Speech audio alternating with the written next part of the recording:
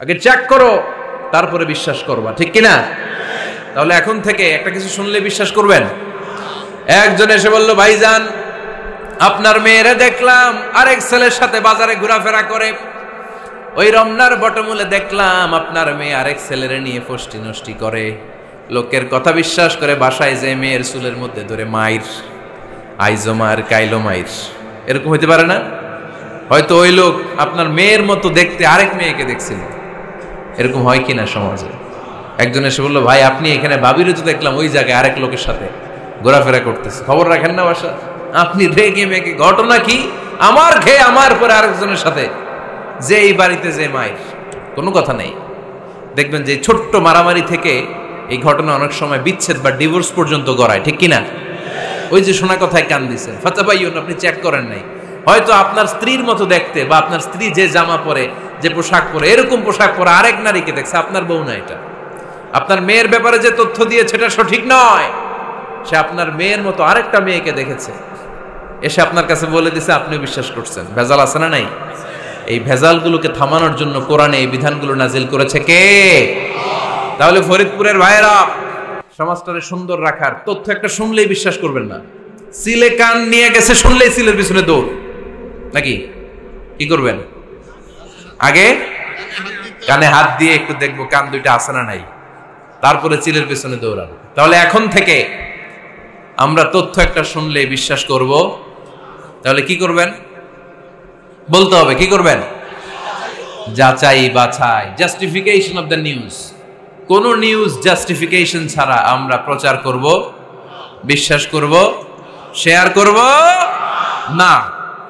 আল্লাহ বললেন, ইয়া আইয়ুহাল্লাযীনা আমানু লা ইয়াসখার কওমুম মিন কওম। ওহে আমার ঈমানদার বান্দারা, শোনো শোনো, খবরদার কখনো কোনো মুমিন বান্দারে ঠাট্টা করো না, অবজ্ঞা করো না, ঠাট্টা করো না।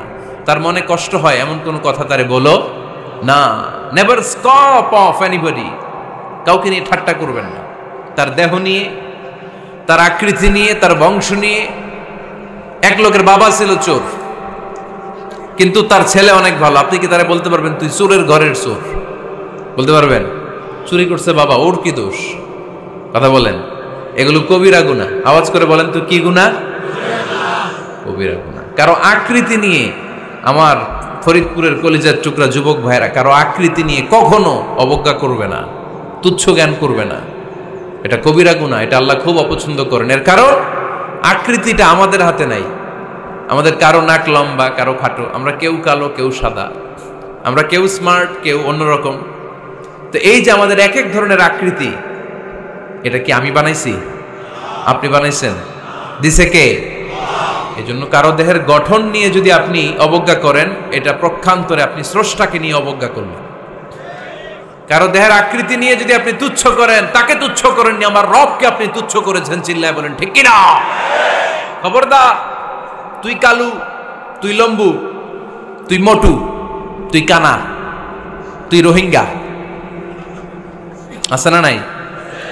ইদানিং ইদানিং এটা খুব চলে। এই রোহিঙ্গা নামটা আছে না? ফরিদপুরে এগুলো ঢুকে নাই না? আমাদের ওইদিকে দেখি কি অবস্থা, কারোর সাথে কেউ লাগলে তুই রোহিঙ্গা। কি আশ্চর্য, এই গালি কবে আসলো? হ্যাঁ, অনেক ধরনের গালি। ঢাকায় আর একটা চলে ফইন্নির ভূত, কি বলে? এই এগুলো আগে শুনি নাই আমরা, রিসেন্ট এগুলো বলা শুরু করছে। ফইন্নির ভূত, রোহিঙ্গা না।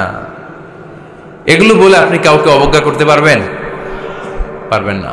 খবরদার, এটা কবিরা গুনাহ, এটা ছোট গুনাহ মনে করবেন না। কারণ আকৃতি নিয়ে তুচ্ছ করা যায় না, কারণ আকৃতি দান করেছে কে? হুয়াল্লাযী ইউসাউইরুকুম ফিল আরহামি কাইফা ইয়াশা লা ইলাহা ইল্লা হুয়াল আজিজুল হাকীম। তিনি এমন সত্তা যিনি তোমাদের চেহারার অবয়ব দিয়েছেন, তোমাদের আকৃতি দান করেছেন তখন যখন তোমরা মায়ের পেটের ভেতরে ছোট্ট জোকের মতো ছিলা। মায়ের পেটের ভেতরে আমরা যখন সবাই এত ছোট্ট, তখনই আমাদের চেহারার আকৃতি দিয়েছে কে? কে সুন্দর হব, কে ছেলে হব, কে মেয়ে হব, কে মোটা হব, কে চিকন হব আমার ইচ্ছা হয়েছি?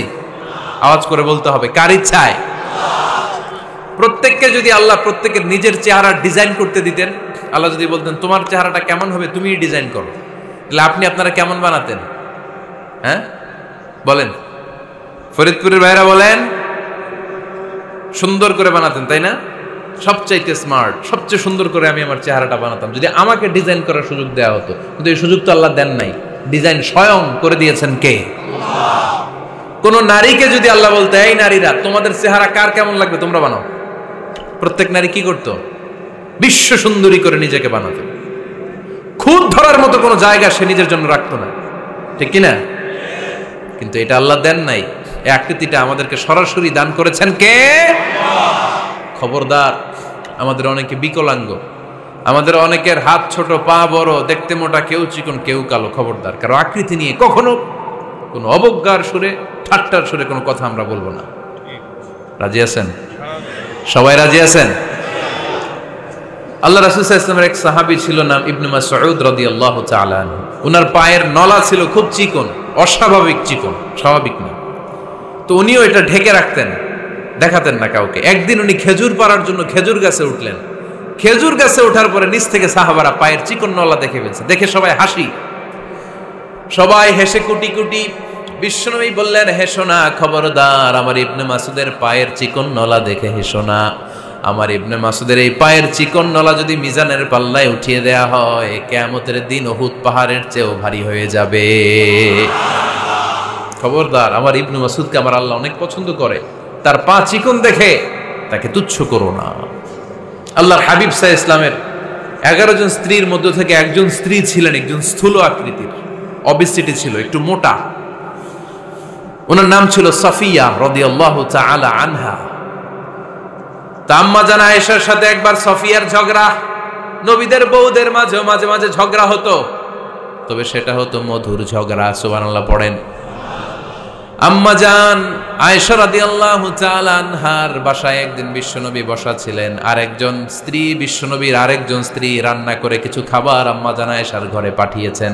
এক দাসী দিয়ে বলল, যাও এটা আয়েশার ঘরে দিয়ে আসো, কারণ নবী আয়েশার ঘরে। আম্মা জান আয়েশা রাদিয়াল্লাহু তাআলা আনহা বললেন, এগুলো কি?